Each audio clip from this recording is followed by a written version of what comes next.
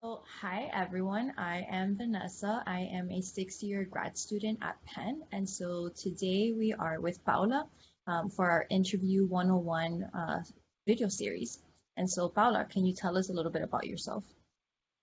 Yeah, my name is Paula Muñoz. I am an undergraduate student at the University of Puerto Rico, Rio Piedras campus. I am majoring in cellular molecular biology, and I am doing research in neuroscience. Perfect. And so, do you want to say a little bit of how we know each other? Yeah, I had the opportunity to be one of the participants of the summer undergraduate internship program of the University of Pennsylvania. Um, and even that I didn't have the opportunity to be in person in the university, we could have a virtual experience, and it was a very great experience. Yeah. So we met in that process. Yeah. So now we're continuing the virtual experience with the interview sessions. And so I'm going to ask you a few questions of your experience when you went through the interview process. And so we'll just get started. So the first question I have for you is how did you feel before your interview? And so this can be a week before your interview, you know, the day of leading into the interview, the right before you signed on, like how were you feeling through this whole process? Well, I was nervous because I had never been in an interview, and I didn't have, the opportunity. I didn't know what to expect. Um, but I asked I asked some friends how there were their experiences um, in their application process. So that helped me a little bit. But and during that weekend, I was working a lot in the lab, so I didn't have like much time to think about the interviews. But that doesn't mean that I was not like very nervous. So I will say that I was nervous, especially because I was the biggest factor that made me more nervous was the language barrier, because I something that scares me was to hear a question that I didn't understand. But yeah, that was like the most thing that made me nervous, and that was how I felt before the interviews. And so with your first interview, I'm sure that you were the most nervous, right? But by like your last interview, did you feel like you had like a certain flow to it? And like the nervousness kind of go away as you like interviewed with more people? Yeah, the first person that interviewed me was like a very I wouldn't say like a very good person. Of course, it's a very good person, but I think that she knew that uh, I was nervous, and this was like she knew that this was my first interview, and something that she was like very kind, so that Mhm. helps me a lot. Um, and something that I do when we finished the interview was to, because she asked me if this was my first interview or how many interviews did I had already. So Mhm. I explained to her that were my first interview, and I asked her how can I do better? Can I do it better in the next ones? And she was she was very open and very honest, and she told me that she advised me. So that was like very awesome for me, because I feel like very comfortable with her, so I could be able to ask these kind of questions that are not like, this is not something that you always ask in an interview. But she was like very kind, and very um, she makes me feel like very comfortable. That's awesome. That you were able to ask that and that she gave you feedback. And so did you use that feedback then for your other interviews? Yeah, yeah, absolutely. Yeah, that helps me a lot. That's great. I'll go into then the next question of how did you prepare for your interviews? Okay, well, I look for some questions in the internet. Um, sorry. Okay. I will start again because I had like, okay. Well, so I look for some questions in the internet, and I also ask for to my other friends what were their experiences when they applied to the graduate programs, and I look for some advice, and that helps me.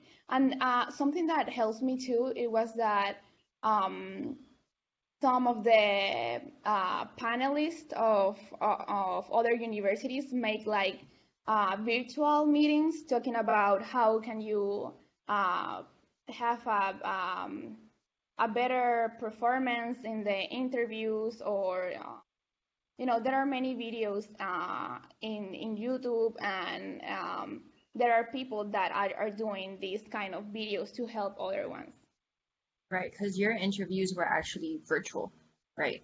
And so, yeah. And so I guess with what's different, right, between like having it in person versus virtual is if you wanted to have like notes up, right, separately that you can glance at if you got stuck, you're able to have that without the person, right? Like knowing that you have that, which is nice. Yeah, that's an advantage. I mean, I didn't do it because I was scared. When you read, your eyes Mhm. move. But Mhm. I think that if you organize yourself, that will be like a very great advantage that could help you a lot. Mhm. And then, so going off of that, I have a question of what question were you most comfortable at, were you most comfortable answering, and what question were you the least comfortable answering? The most comfortable question Mhm. for me to answer um, was what is my research about, and if, Great. if there's That's a great question to be comfortable answering. That's the yeah. one that you should feel comfortable answering. Especially if you had like a project that you design, because Mhm. you don't have to look for many information. You already know like why do you connect the point, the dots, and everything. Mhm. So yeah, that was something that I feel like very good answering. And I feel like um, very fluent. Mhm. And the least comfortable question. Sorry, that word is difficult for me to pronounce it. It is. It was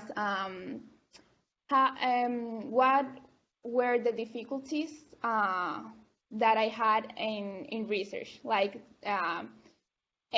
she wanted to talk about some events, some experience, and I will say that it was a very good question, and I am very happy that she asked me this, because it's part of your research, and it helps us grow.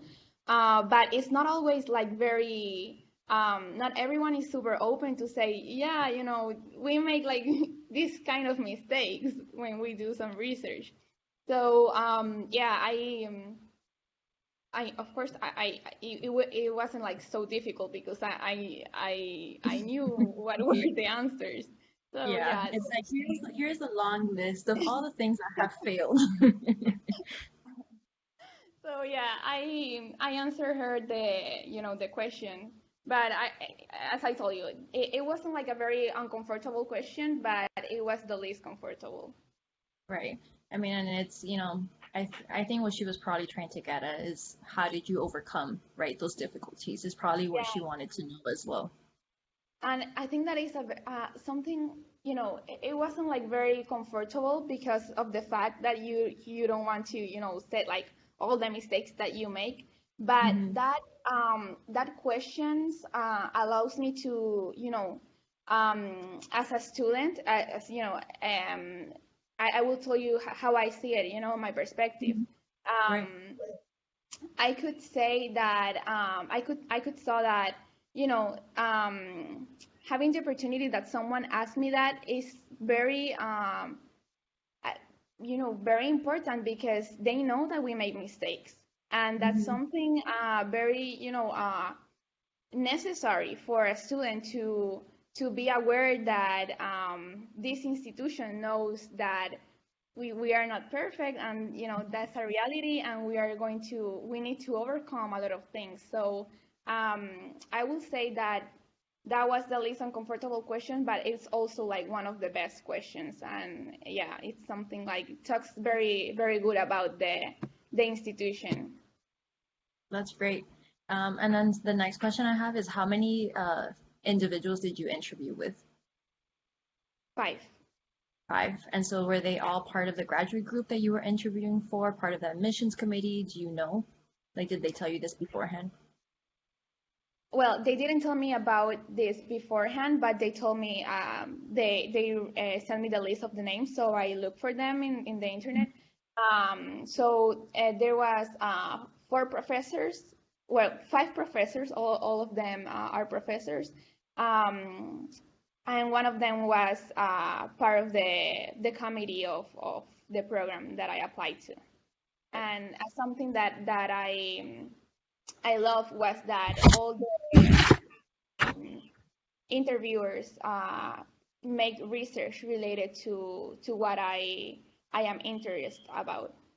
That's great. So you were able to ask the question of what's your research on? Tell me about your research, and then they talk for a long time. Mm-hmm. Yeah, yeah, How long were your interviews roughly? Like, did you have 30 minutes to an hour yeah. or like? No, they sent me like they were like very sharp with the time. I had Oh, a 30 minutes period, and all okay, of them it was like 30 minutes. that's awesome. Mm-hmm. And so then the other question I have for you is what advice would you give to, for example, a future you that was, someone that would be going through this virtual interview process? What advice would you give someone? Um, I will give something like very not like super important, but it is important, is like dress as it will be like a present interview. Hmm. And something more important and more important advice will be like be honest with your answers. Like don't pretend, because um, when you pretend you cannot learn like so much. So when you are honest you gain like some experience. If you the interviewers know that you are here to grow up. So Hmm. if you don't have to know all the answers. If Right. they ask you a question like very specific related to your research, um, well, yes, in some kind of way, you should know, have an idea, but you don't always know all the answers. Hmm. So if you don't know the specific answer, well, then do not, um, improvise with something, undiscovered or whatever. Just say like, well, I'm not sure about it, but I will think this and this, and yeah, that will be like my advice. Like, be honest and do not pretend. That is great advice. That is also important for your grad school career in general and as faculty and everything. I feel like, yeah, if you don't know something, then it's better to say, you can say something related to it so that they know that you're thinking about it, but, ultimately you can say you don't know, right? Because you're not supposed to know everything, right? You're a student and you're applying to grad programs to still be a Yeah. student and to keep learning. And so, did you have questions then for the interviewers at the end? Do you like had one specific one that you asked all of them as you know, or did you change your questions based on the person?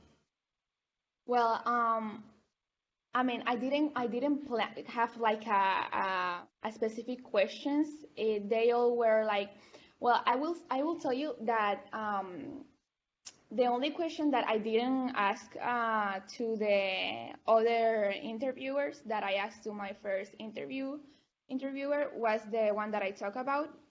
Mhm. When I finished that interview, I I asked her what advice can she give me to to improve my um, not like performance, but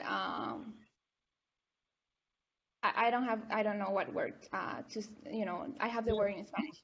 Um, For to prepare you for the or for you to prepare yeah, for the next to have interview. a better interviews Mhm. or and her answer was to read more about the research of the other interviewers.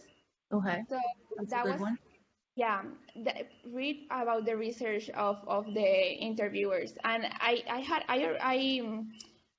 had already heard about this and I read about her research, but I didn't make a question of her research because it was my first interview, so I was not sure, Hmm. where and in what time can I ask her these kind of questions. Hmm. Um, but once she advised me that, then I was sure that in my next interviews I could, I should have like the time or make in some way the opportunity to ask them about their research. So in my other interviews, I make questions related to their research. So that was the kind of questions that I make, and other questions that I make, not to all of them, but to some of the principal investigators, where Hmm. was to I wanted to know if they still training some students or if the graduate students are going to be trained by postdocs. How's the Hmm. dynamic in that lab? So that's something um, that I don't know, and I would like to know.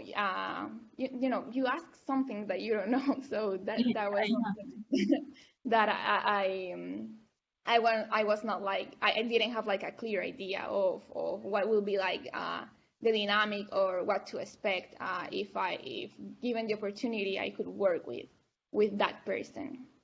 Right. And every lab is different too, which I'm sure that you got like a whole range of answers. If a PI is more hands off, then you might have, right, like a postdoc or grad student train you. But if it's a smaller lab, then maybe you'll have the PI actually train you. Or if they're like a younger PI that just started and they're also starting up the lab, then you might have that as well. Mm-hmm. Yeah, yeah. Yeah, that's great. And so, is there anything else about your interview that you would want to share with us, or anything else that's stuck out at you during the interview process? No, I think that um, the most important things we discussed them. I'm sure that there are more things, but right now I cannot, you know, Mhm. think about something like very, very important. Just, yeah, something like very cliche, but important is like be yourself, and that's something that you heard about that in every moment, but that's important, and that will help you to have like a better like overview of the university, of the institution, because when you are yourself, you're available to see how the interview treat you as as you are, and they are talking to you. They are not talking to. It's the same that I was saying before. Like, do not pretend, be honest, and Mhm. that will help you a lot, because they are interviewing you, but you are also you know that's one university that you want to be part of, but you have to know that you also are going to be part of that university. So you Right. need to make sure that that will be like a very good environment that will help you, because as I always said, and I think that many people have heard this before about from me, but it's something like very, very real, and something that is, you know, it's like very obvious, but sometimes because of the expectations that we have in our work, or in, you know, our research or whatever, we forget about that. And is that we are students, and we need to, you know, something that will help us to grow as students is to be Mhm. part of a program that gave you the resources to grow up in the academia. But we are not only students. We are, you know, we are persons. We are humans.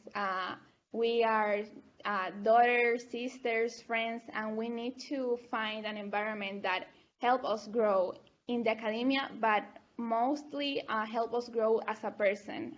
Because at the end, you are preparing yourself to serve people, and to serve people you need, you know, a good education to serve with excellence, but you also need to, you know, have clear some, you know, the goal has to be like you know, work for the better of others, or contribute in some way. So you could be like excellence in the academia, but if you don't have, you know, clear your personal goals, it, you know, it doesn't have like much importance to be like an excellent research if you are not able to do something good with your knowledge.